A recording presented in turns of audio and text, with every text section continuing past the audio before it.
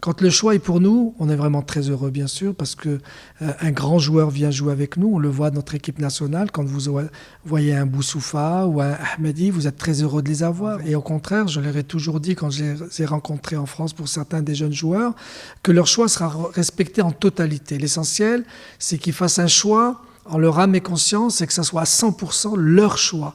Il faut que la raison et le cœur soient en adéquation et que vous choisissiez en votre âme et conscience le pays qui vous sollicite. Si c'est le Maroc, ça sera le Maroc. Si c'est le pays dans lequel vous êtes né, eh ben, n'oubliez pas que vous serez toujours marocain et qu'on vous supportera.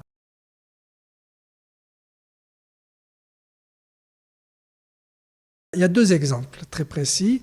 On voit le petit Hakimi, par exemple, qui est à Real Madrid. On l'a vu, il avait à peine 17 ans. Quand on l'a vu, notre recruteur l'a repéré, on est allé le voir, on l'a mis à l'essai, il a fait plein de tournois avec nous, avec les jeunes. C'est un excellent joueur. Quand il a commencé à taper à la porte de l'équipe première du Real, l'équipe d'Espagne l'a convoqué. Et donc, le dilemme, que va-t-il faire? Est-ce qu'il va continuer avec le Maroc? Est-ce qu'il va choisir l'Espagne? Il était perturbé. Nous lui avons donné l'autorisation d'aller dans la sélection de jeunes avec l'Espagne pour comparer, pour voir où va-t-il trouver son bonheur. Et aujourd'hui, on se réjouit que son choix définitif, il est pour l'équipe nationale du Maroc parce qu'il a fait son choix vraiment délibéré, sans aucune pression. On a un deuxième joueur, c'est Harit. Amin Harit qui est à Nantes. Je suis allé le voir, je connais très bien son papa, et on avait l'assurance qu'il allait jouer avec nous, avec les jeunes. Mais à un moment donné, on l'a convoqué.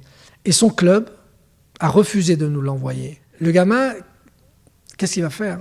Si tu vas jouer avec le Maroc, tu sais, tu peux perdre ta place avec nous, avec l'équipe de Nantes. Par contre, si tu choisis la France, eh ben, tu es à proximité. Donc, qu'est-ce que fait l'enfant? Il pense à son avenir professionnel. Parce que ce n'est pas les équipes nationales, ni la France, ni le Maroc, qui le payent pour avoir un salaire mensuel. C'est son club.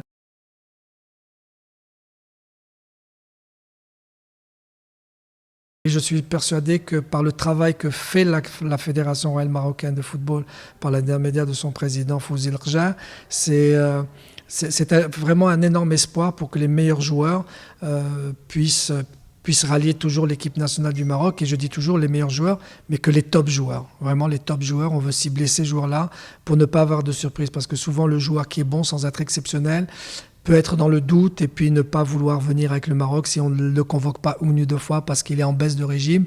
Ça, c'est toujours la difficulté. Mais le top joueur qui se maintient, c'est vraiment notre cible pour l'avenir.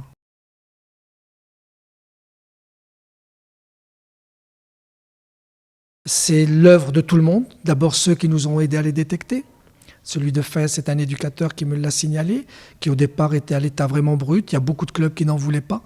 On l'a pris, on a fait le pari sur lui, on a travaillé, regardez ce qu'il a fait. Il n'a pas été exceptionnel, mais il a été d'une générosité exceptionnelle pour l'entraîneur. Si l'entraîneur le met titulaire, c'est qu'il sait ce qu'il peut lui apporter.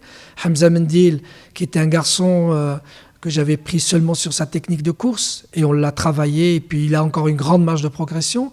Et quand vous voyez que des clubs viennent les chercher, c'est vraiment qu'on n'est pas plus bête que les autres.